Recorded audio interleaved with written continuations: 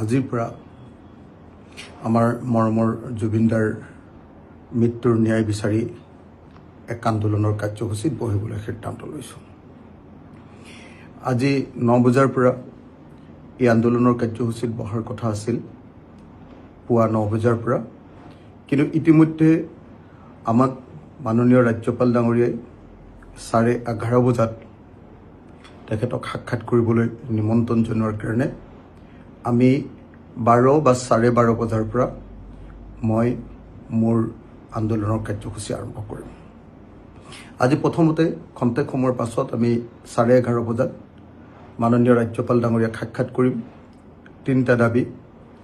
এক, যে জুবিন গাৰ্গৰ মৃত্যুৰ ৰহস্যজনক মৃত্যুৰ CBI তদন্ত লাগে।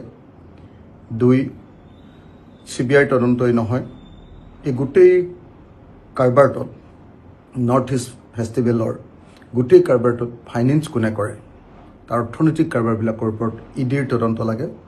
আৰু তৃতীয়, কিন্তু আটাইতকৈ গুৰুত্বপূৰ্ণ আৰু আটাইতকৈ জৰুৰী আখু দাবীটো হ'ল যে অনতিবিলম্বে এই যিকেইজন মূল অপৰাধী সিদ্ধাৰ্থ শৰ্মা, আপোনাৰ মহন্ত আৰু তাত যিবিলাক মানুহে তেওঁৰ লগত সাঁতুৰিবলৈ গৈছিলে সেইসকলক গ্ৰেপ্তাৰ কৰিব লাগে।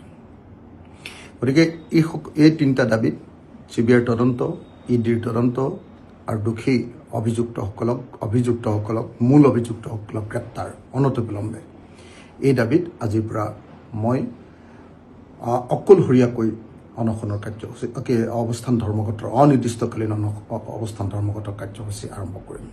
মই ভাবোঁ যে চৰকাৰে নাটক কৰি আছে, চৰকাৰে অভিযুক্তসকলক ধৰিব খোজা নাই, আৰু সেইকাৰণে এতিয়া যাতে জুবিন গাৰ্গৰ ন্যায়ৰ বিষয়টো পৰাগ দাসৰ নিচিনা হৈ নপৰে, গতিকে তাৰ কাৰণে আজিৰ পৰা আন্দোলন আৰম্ভ কৰিছোঁ।